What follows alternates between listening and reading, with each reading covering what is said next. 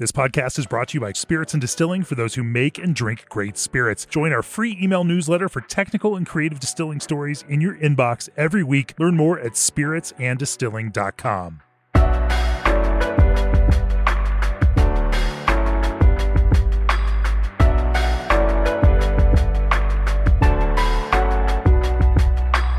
Hello and welcome to the Craft Spirits and Distilling podcast.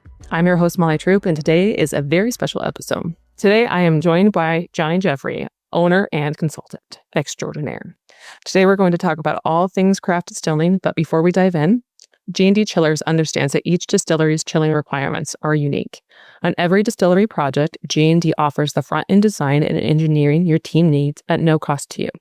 Celle Delray from Philibest Distilleries says, "From the design and engineering to installation and startup, G&D was easy to work with. We've had a great customer service since commissioning our chiller, and I highly recommend them for any distillery system. Reach out for a quote today at gdchillers.com. Thank you so much for being here today, Johnny. I'm very excited to get to speak with you about all things spirits. How are you doing today? Yeah, hey, thanks for having me. Good. Nice to be with you. Perfect. Well, it's nice to be with you too, and I just want to kick it off by you talking a little bit about how you started in the spirits industry. Yeah, so I guess the thing that inspired me to get into spirits was a trip that I took with my now wife to Poland to meet her family. And, we traveled all over the country meeting cousins and uncles and seeing these little farms. One uncle was a strawberry farmer. Everybody had an orchard. And everybody, made pie when the fruit was ripe, and then wine when the fruit was too ripe, and then distilled when there was too much fruit. And, everybody had stills in the barns. And they would make these things called nalewka, which is basically what we would, it's similar to what we would call a liqueur. They're a little higher in alcohol, but they're flavored with anything they have, right? And so every house we went to, people were pulling bottles out and putting them on the table, and we were drinking the nalewka and, doing shots of whatever and the stuff. And one of them told me at one point that there's a contest in Poland that you can enter your nalewka into. And there are judges, right? Like a lot of European countries do this, national judges, and they evaluate. And whoever wins this contest, and I think it happens once every 10 years, gets a copy of the recipe book that has every recipe that's ever won for 400 years. And 400 it was like years?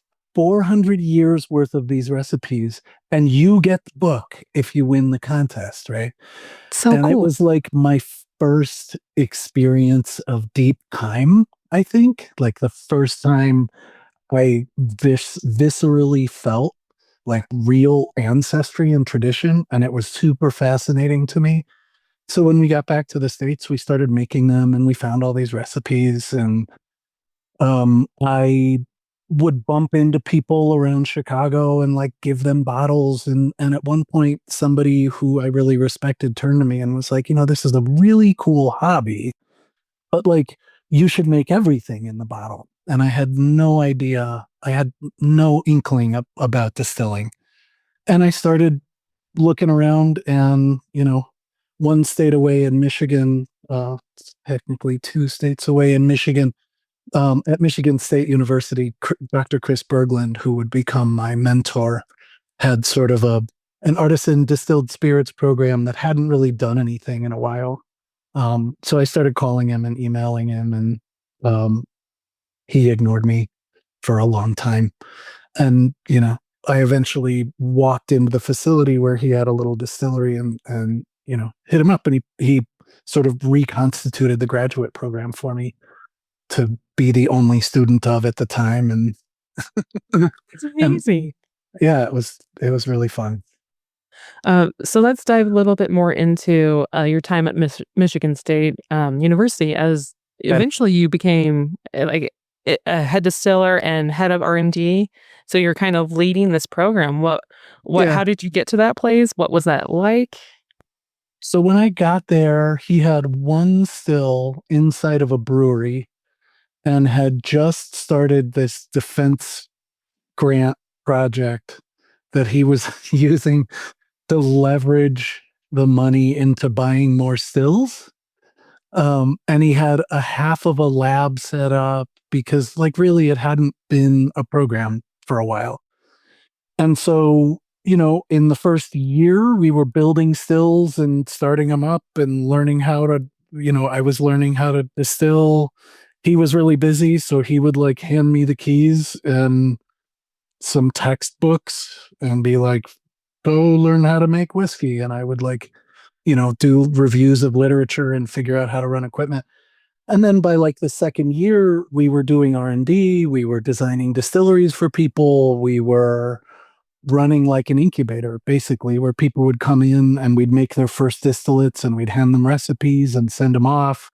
Or like, somebody who was starting up it's like 2008, right? So there were only 2 or 3 consultants making the rounds, helping people understand how to do it. Like, unlike home brewing, you couldn't learn in your garage, really. You had to build a distillery and then figure it out, which is so scary. So we'd get calls like 3 times a week from somebody who'd be like, hey, so what is heads? And you'd be like, oh man, like, okay. And we'd have these long conversations and troubleshoot or figure out why the enzymes weren't working.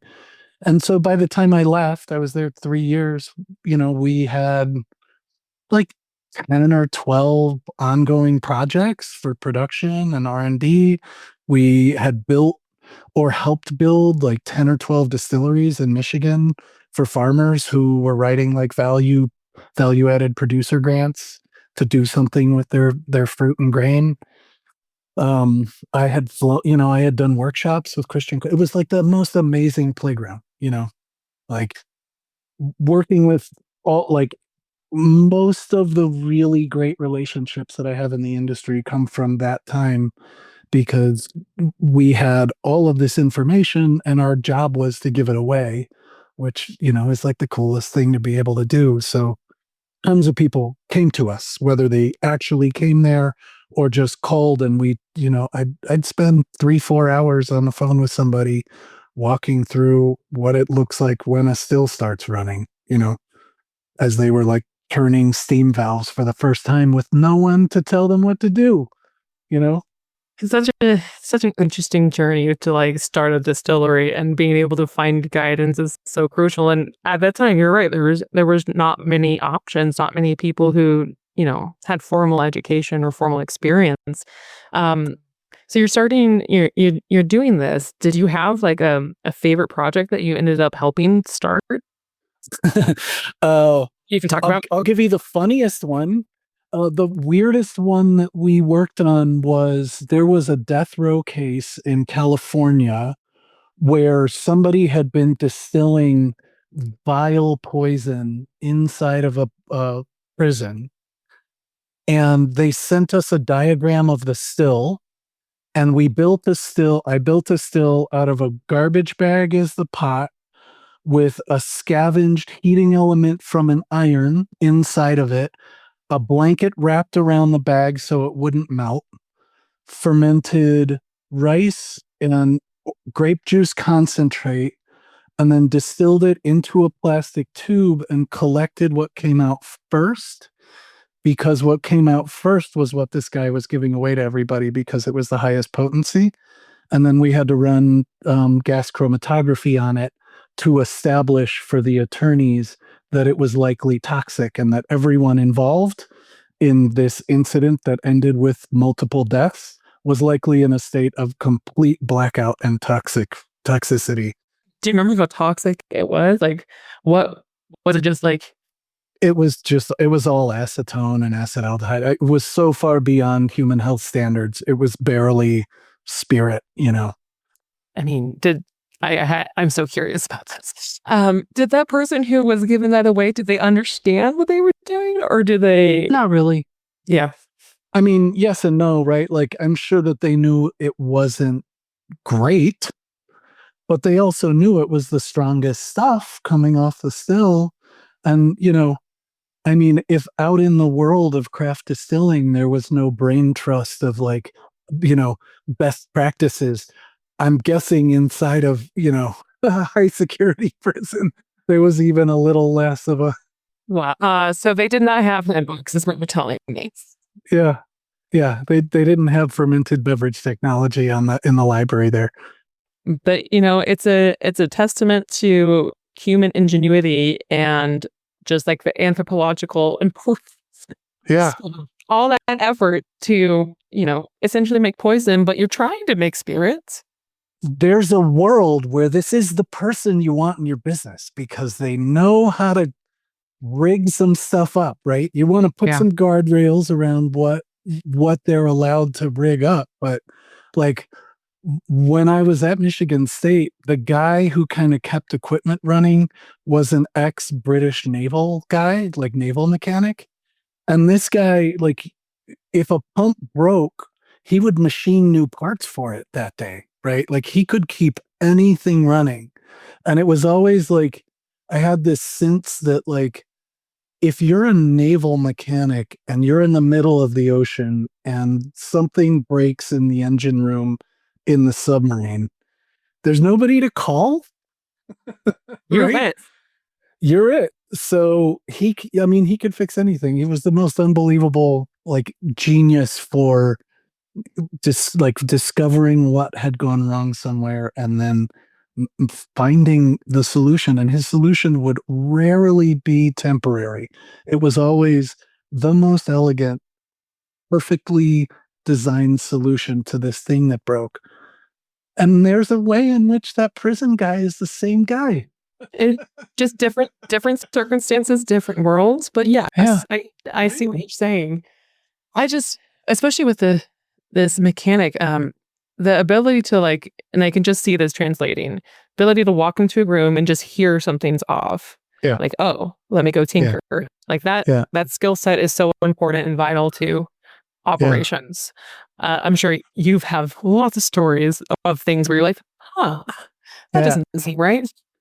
Oh, listen, like, any facility needs the person who knows the facility well enough to hear when something is off frequency, right? The pump doesn't sound right. Aren't the agitators supposed to be on? Like there's a noise missing or there's a new noise. Like your ears are such a valuable tool. That is like a thing I never would have anticipated, but that and that would be so important, and that it's hilarious that you don't really know it until it's working and someone is like, what just happened? How did you know that? And you're like, well, that click is the wrong click, And that is really something that only happens in time Yeah. at each facility. Like Yeah. it's very Yeah. specific to the place that you're at. Yeah. Yeah. There was a there was a study. This is weird and off topic. There was a study done like 10 years ago. I used to be a sound engineer, and there was a study that was done about the sound frequencies inside of offices.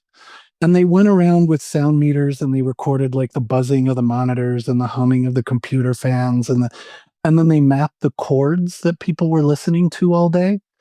And when they were discordant, they would try to find ways to modify the frequencies of some of the devices in the space or mute them until they could get harmonics that were not discordant with one another. And, that's the pretty part of the story. The next part of the story is like blah, blah, blah productivity. But the point being that like, not only is there just the intimacy with the equipment and the things that you're surrounded by and how they work and the relationship you have with the machines, but like our experience of sound is so often, it's not something that we're conscious of, that we're paying attention to the whole time. I mean, we can only take in, we're so focused on our visual inputs that like, it's such an amazing thing that a weird little sound can cue you into that something is wrong in this like whirring, humming, clanging, hissing, environment that you're wandering around in. Oh yeah, I love the glass animals and love listening to them. And I used to listen to them in mornings when I was by myself starting operations, and I had to stop because there's a lot of noises in their music that sounds like knocking. And so I would like hear something and I'd be panicked and I'd get up and I'd be inspecting all the equipment until I realized it was the song. I was like, wow, okay, so this is off the playlist. Like, you, That's amazing. Your now you're music thinking like, simulated disaster in your facility. spit up and That's so inspect funny. everything. Yeah, no, that wasn't a great use of time. I mean, obviously you need to inspect it to make sure it's fine, but Yeah. yeah, no glass animals. Yeah, not that one. Some nice drone music, relaxing, humming sounds. Yeah. Exactly. Well, I know that before you went to Michigan State, you also had a little bit of experience in food chemistry, right? That's your your bachelor's degree. No? No, my bachelor's degree is in exercise physiology from the University of Illinois. Before that, I was like within a semester of a sound engineering degree. And then at Michigan State, I was doing my graduate degree in food chemistry. I gotcha. So that was Yeah. kind of the overhaul of the subset was Yeah. distilling. Food science department. Yeah. How did your education all together kind of make you who you are today with distillation? Yeah. Great question. I think of myself as like a pincer maneuver between science and intuition, that like the tools of science, the tools of food chemistry and microbiology, the tools of food engineering are indispensable to me in many aspects of this work, right? Like designing facilities and, calculating the size of equipment and the material throughputs and helping people understand what a cook is or why you might want to heat up molasses and water, and all of that stuff is firmly in the world of the science of it. And I think of it as just a really great set of tools for um, quickly understanding things, right? You can learn by doing, and that is 100% valid. But for example, right now I'm doing a decent amount of R&D of products on the counter in my kitchen, right? And like the science side of me helps me lay out a giant R&D project where I know kind of the 10 steps I'm going to take in the next month. And then the intuitive side can take over where I know that there is something that I want more or less of, but I don't really want to test every single ingredient and push this and pull that. And I just really want to take some swings at what I think is happening. And, you know, I guess the science informs my intuition as well as experience, but it's a really nice balance. The I don't know if I'm answering your question. The food chemistry is like, it's like to me, it's like the foundation of the way I do things. And it gives me this freedom to use my tuition to play because I know I'm within certain boundaries of what I know to be true. Yeah, and I think I'd love for you to talk more about your kind of process for setting up an R&D project, because I think you're right. It's this perfect blend of, yes, we're doing science, we're documenting, we're doing everything we can to make sure we're taking charge of the data we're trying to collect, but there's always that kind of intuition that can be time saving, or I mean, hopefully time saving. Yeah. Yeah. Time saving or blow the whole thing apart. Right.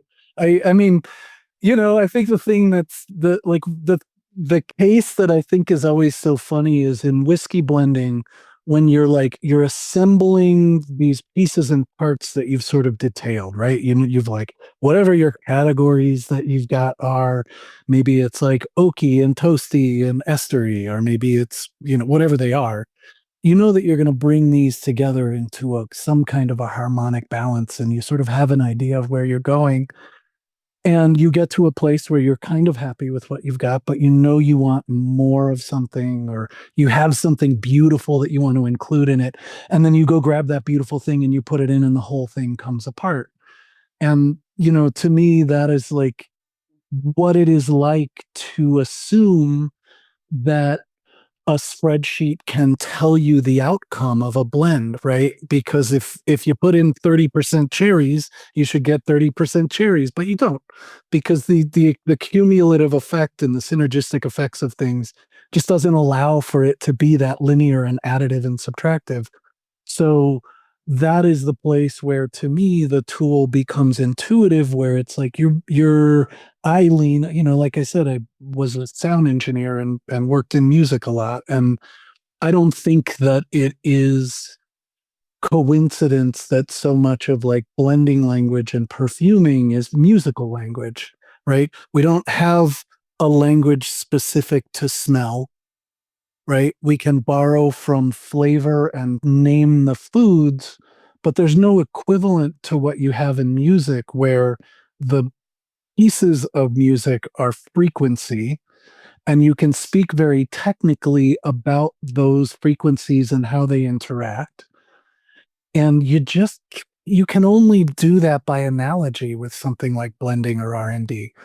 So there's always an element of setting up a good set of test cases. There's always, I'm going to start at these concentrations, and then I'm going to back off on things that are overwhelming and find some kind of a balance. And then, to me, there should always be room for that moment when you're done calculating and you're really just playing around to see if you can extract something more beautiful and true than you can get with your math.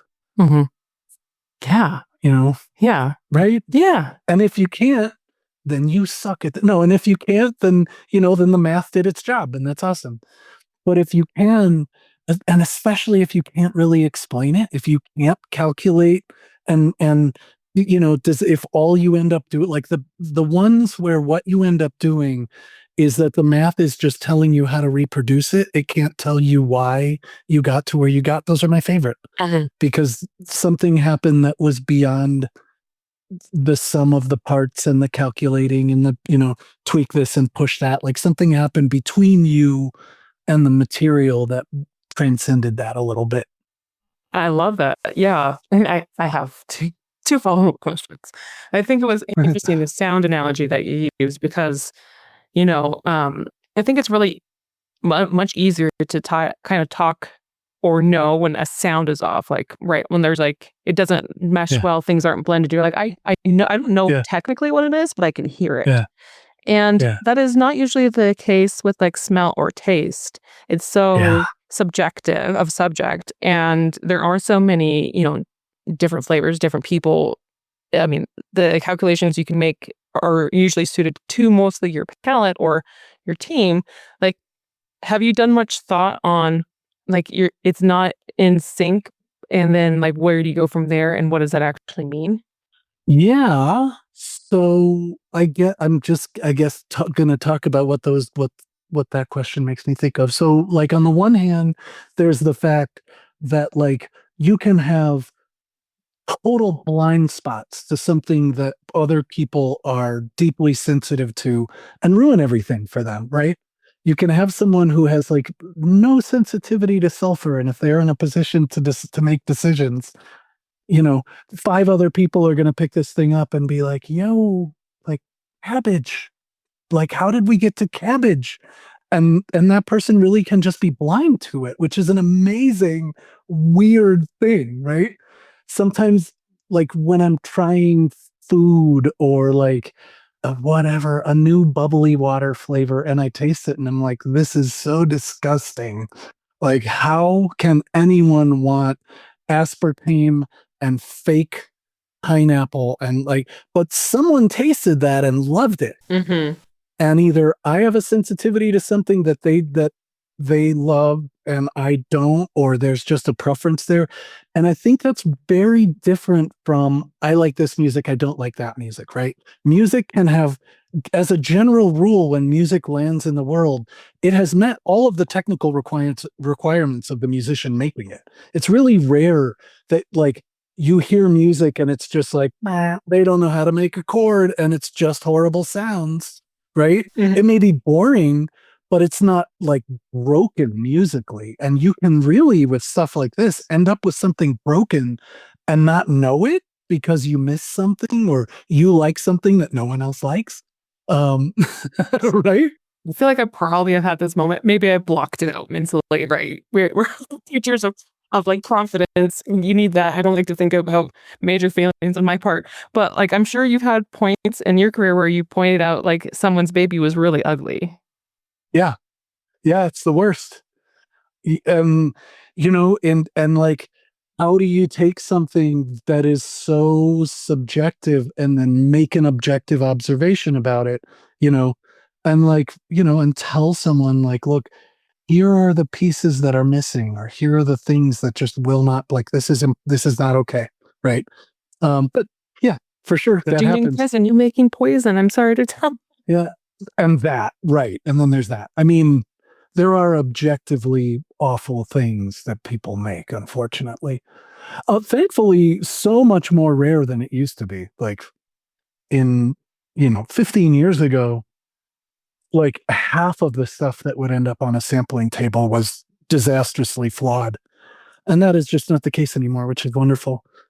But back to your thing about blending, I really love blending and R&D and product creation to be treated as personal expression, right? I want to know that the person who created it wanted to do something interesting, right? They're not just looking for, I want it to be like that product, or I am going to make the thing that I know will be perfectly consistent every single time. I would much rather have it be inconsistent but interesting and expressive and creative. And there's enough consistency in the world. We can all go get a fucking Coca-Cola. Like, we don't need another thing that is globe spanning and tastes exactly the same everywhere you pick it up. I would much rather know that it's going to be good because the person behind it cares and is meticulously involved in it and recognizes that, like, it's going to be different. It's still going to be good, but it's going to be different. It's going to be them, just not the same thing every time. For like people who are trying to, sell this product that might have some variation, do you have any like tips for them, like talking to consumers, and how do you say, hey, this might not always be the same. It's always going to be good. Yeah. Maybe. Yeah. I mean, that's a hard thing to give broad advice, because if you're a company that wants to be in all 50 states and you're going to have all, huge distributors behind you, you're going to have to be somewhat consistent. And there's nothing wrong with that. But if you have the ability to tell your story in a way that says, when you're small, you don't have the benefit necessarily of a supply chain that creates consistency through massive volumes. And if you're sourcing from local farmers and they have variation, your job is actually to express that variation, right? Like, you may be trying to get close to consistency, but if you can't, you're really expressing what the soil is doing in relationship with the farmer. Like, that to me is the point of a craft scale thing, is to say, like, if you want Dannon, you eat Dannon. If you want yogurt from a lady down the block, accept that the lady down the block makes what she makes, and you're supporting her, right? Absolutely. Yeah.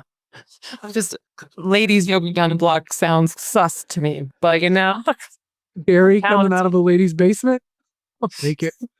do I get to see the conditions she makes the yogurt in? Because I think I really want to.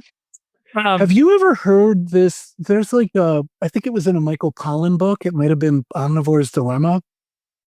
Do you know that book? I don't think so. Oh man, it's such a great read.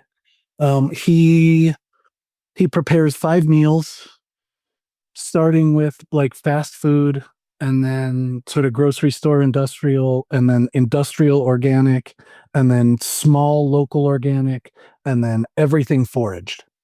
And with each meal, he follows the supply chain all the way out to the beginning. So he researches every piece of the food, right?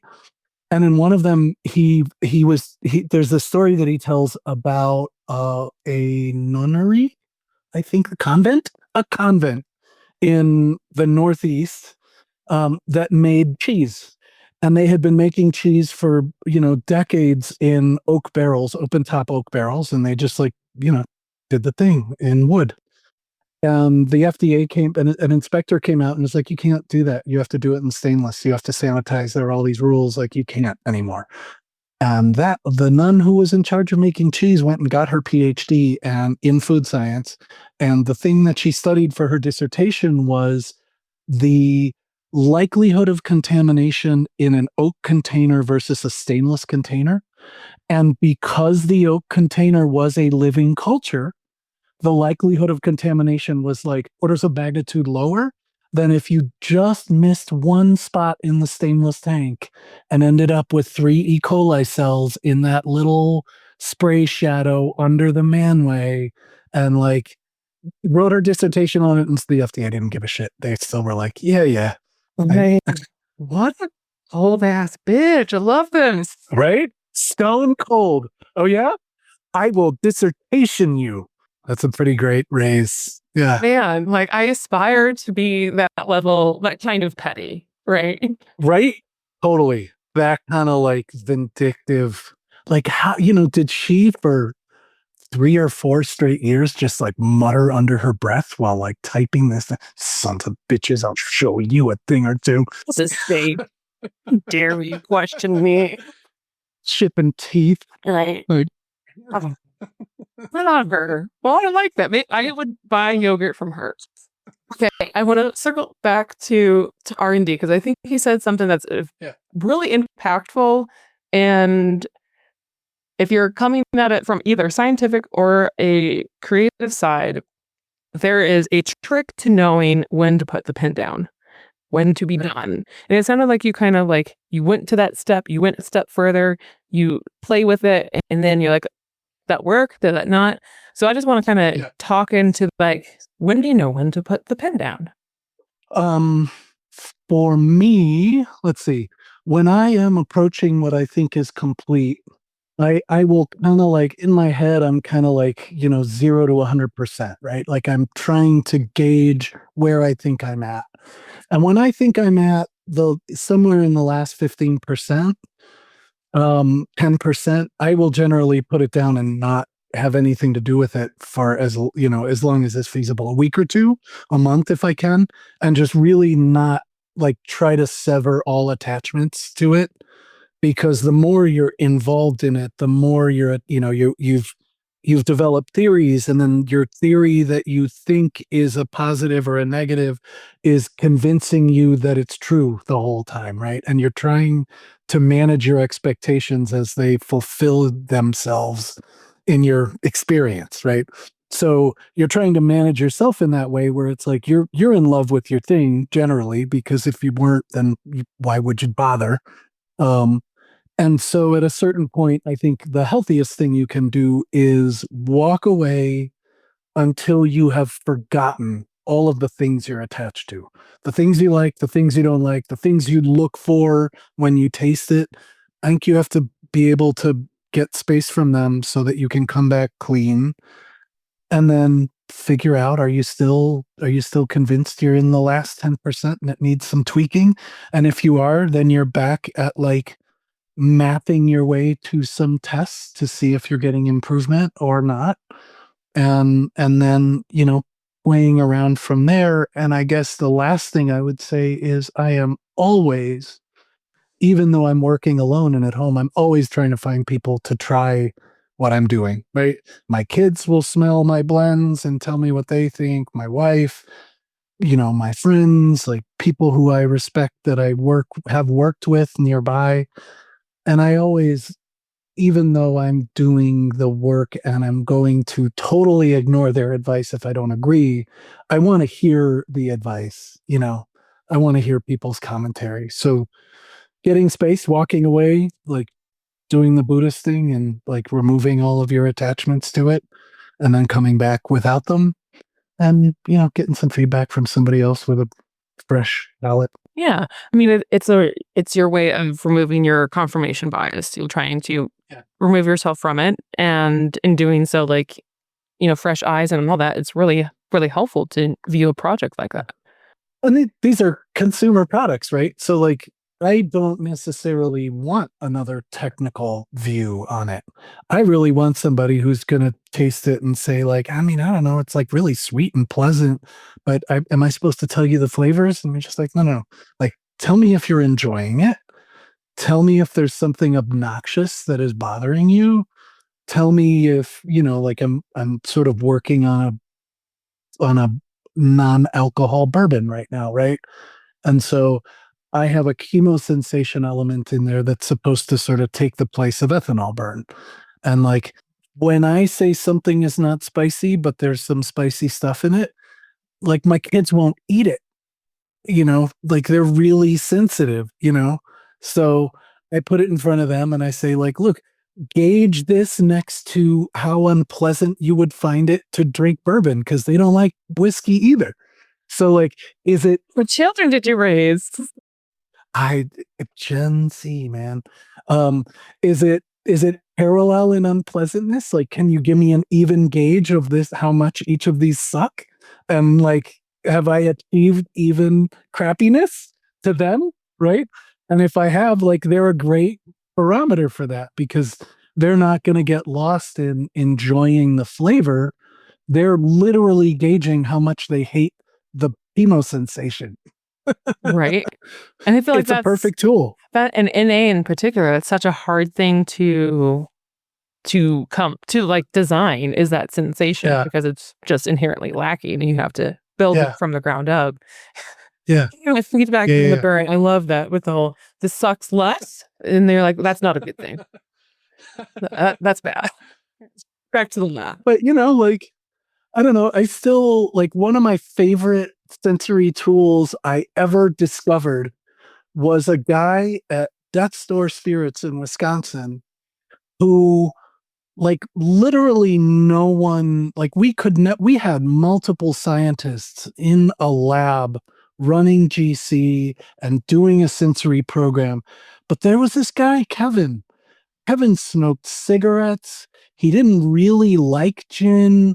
Like he was the worst at almost every sensory task, except for one, which was if he tasted the gin and said it tasted fresh, we knew 100% we had nailed the juniper, which was a struggle because we were getting juniper, we had like difficulty getting consistent juniper. But if he said fresh, something about the citrus fruit coming out of the juniper was perfect. And like, he was our final approval on every batch of gin that we did after and literally like he'd come in from break smelling like cigarettes and taste it and be like, nah, it's not fresh. Fuck. Like, okay. And then we'd like dose, but everyone, like we all knew that like when he said that, it was the best gin we made. Does Kevin know how vital he was? I mean, I told him, I don't think he quite knew what that meant, but like he was the perfect tool for the job, I mean, that's the beauty and the hardship with sensory, right? It's like you can have a GC, you can have all these tools around you, but at the end of the day, it's the perception of the product and the feedback you're getting. That is what is going to, like, your equipment can tell you something's off, but if people aren't seeing it, or they are seeing something in your equipment and saying there's nothing, doesn't matter, still the perception. Right? That's the thing, right? That's why, like, I really love having, in the case of my kids, someone who doesn't even like what I'm doing, give me specific feedback, or someone who has no idea what bourbon should taste like, taste the bourbon and tell me, like, here's a commercial bourbon and here's the blend I'm working on. All I want is a bunch of words about how it makes you feel. Like, you don't like this very much, but like, do you understand why people do? Okay, cool. So have your head in the place where you understand why someone might like these flavors. I can talk about my grandfather and leather boots and a barn and the smell of horses if you want, to give you an idea of like the universe of experiences and flavors I'm talking about. But when you go from this one to that one, are we in the same universe of experience to you? Or have I gotten lost in the details about how this one interesting high ester element of this aging process is contributing. And I'm like, rabbit holed and missing the forest. It's a great gut check. Oh yeah, absolutely. Trying to tell stories with products is definitely not without its challenges. Yeah. Right. And like what is to me, the question of why and the meaning of things is so important, right? Like, I don't know what we're doing if we're not trying. I mean, this is like music. This is another form of communication, right? I'm trying to tell you something. When I make a thing, I'm trying to tell you something about me. Even if the only thing you know about me is I like these flavors a lot, or I think about oak a lot, or I really like foraging for plants a lot.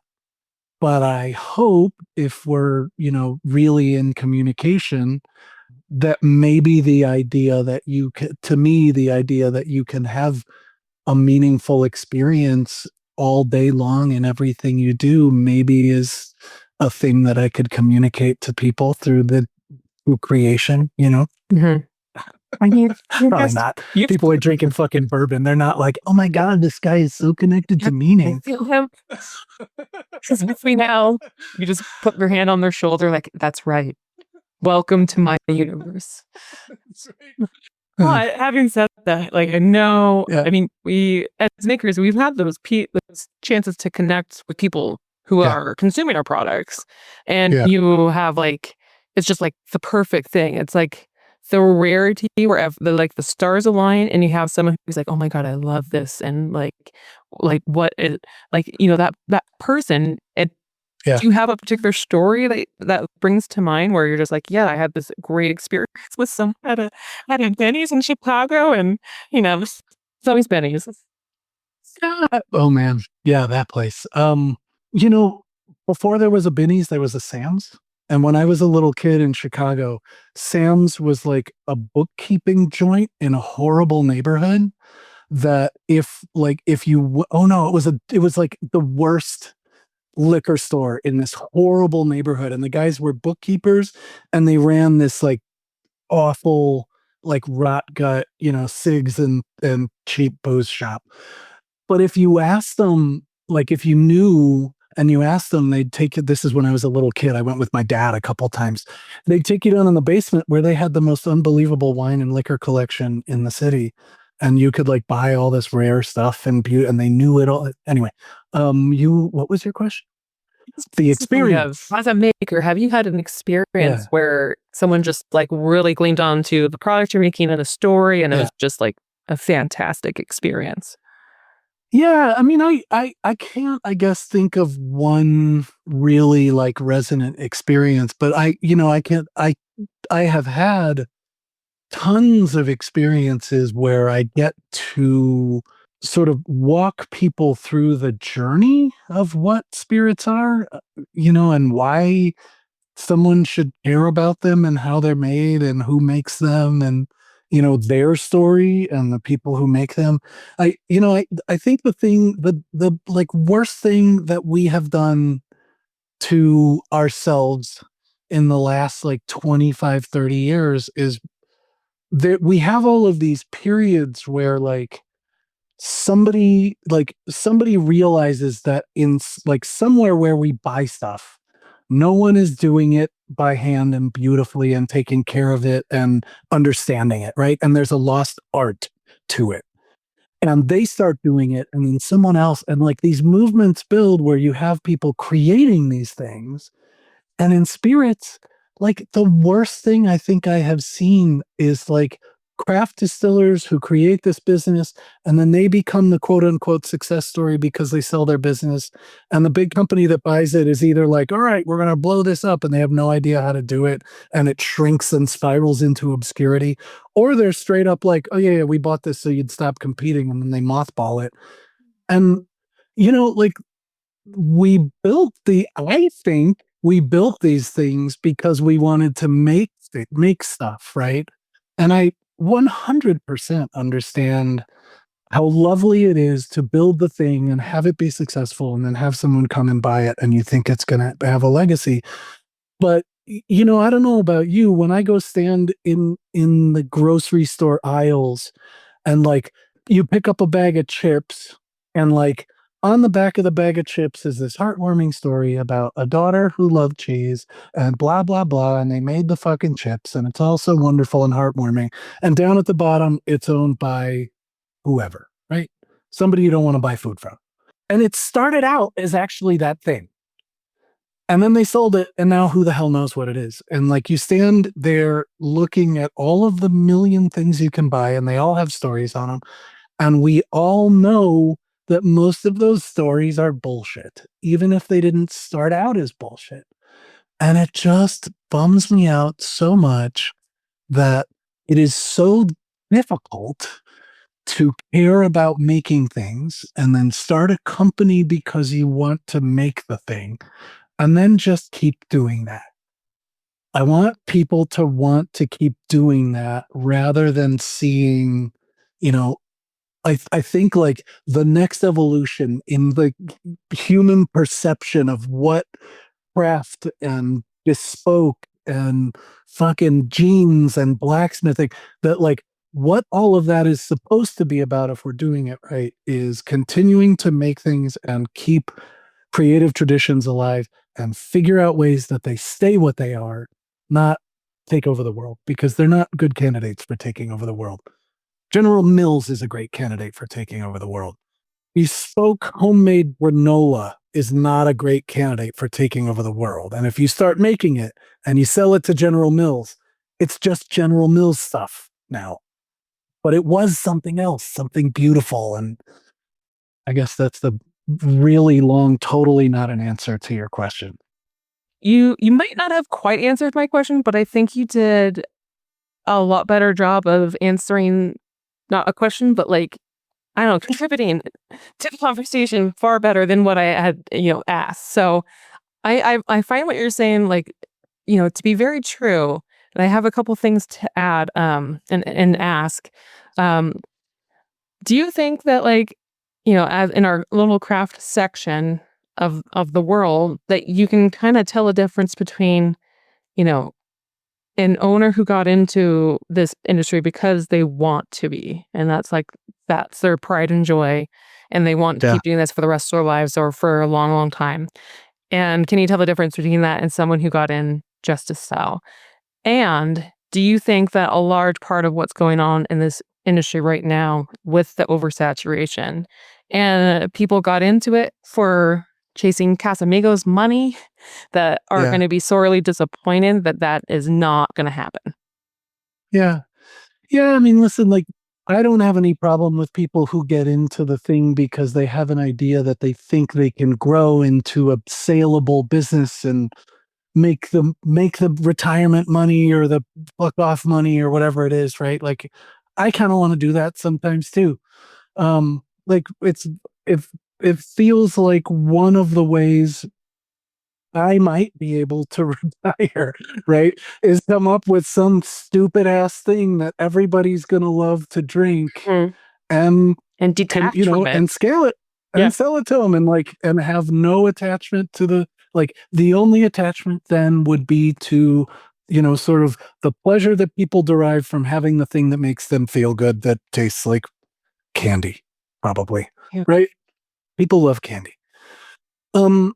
As to whether you can tell, I mean, yes and no. I mean, I think that that this industry, like the brewing industry and, the sadly disastrous wine industry in this country, like, I think people getting in really feel like they think they know where they're headed. And then 10 years in, I mean, it's exhausting, like building brands and negotiating the hurdles in this industry is just heartbreaking. Like, if there is one thing that can, dark crystal all of the life force out of you, it is, pushing boulders up distributor mountains for a decade and getting nowhere, right? So a lot of times I think that transition to like, well, maybe if they buy it, they have the leverage and make it. Like, I think a lot of times it's that. So no, you don't really see that owner like coming in and being like, yeah, I'm just going to get to 30,000 cases and then raffle it off. I think a lot of times it really is people who want the thing to live. And we're just sort of discovering that the majors have no idea what to do with our little businesses. They really just can't. Because they're not in the business of telling stories, really. They're in the business of telling marketing stories, which is fine. We love marketing stories too. So, I mean, right now, for better or worse, a lot of the things that I see starting up are really just people with money to throw around, like infinity money to throw around, who are like, I don't know, maybe I'll try one of those. And so that's some of my consulting work. But what my hope is that in sort of the next incarnation of this industry, that what we're going to see is some kind of an equilibrium, right?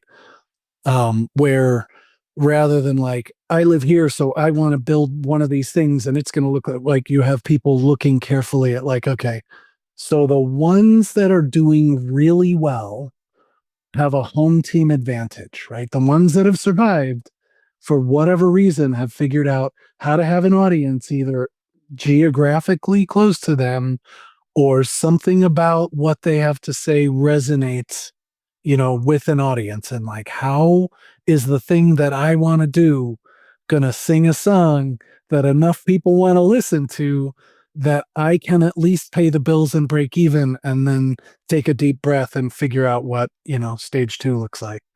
Exactly. With the way the industry right now, I always have this thing in my head. Are you familiar with Alan Watts? Do you know that name? It sounds familiar. Alan Watts is like an English like philosopher, Eastern mystic guy. He's really fabulous.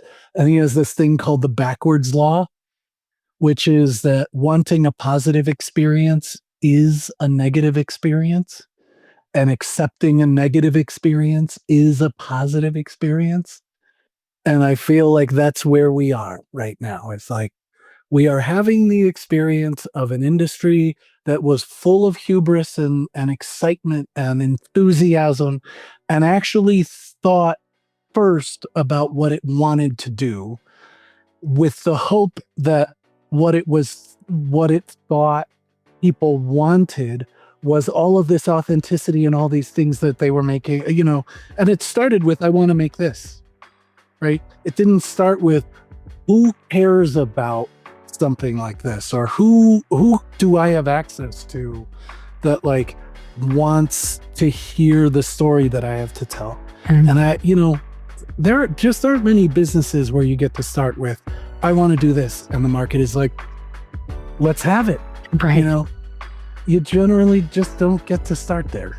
You get to start with like, oh, there's this town with 3 million visitors a year. That's probably a great basis on which to like have a starting audience. And then I can start playing with the stuff that I want to make and see if there's an audience for it, I love that. And I think that's also a great place to stop. For more than 30 years, G&D Chillers has had the proven solution for distilleries. Visit them today at gdchillers.com. If you've enjoyed this podcast, go to spiritsanddistilling.com and sign up for our free newsletter featuring news stories every week from some of the best writers and distillers in the distilling world. If people want to learn more about you, Johnny, work with you, taste some of the stuff that you've made, how can they dig a little bit deeper and get in contact or follow your journey? Go to whiskeymaker.com, whiskey with an E, and there's a contact me button on there. Shoot me an email. Looking for projects. Always looking for projects. Love it. We'll be back in 2 weeks with another in-depth distilling conversation for you. Thanks for joining us. Cheers.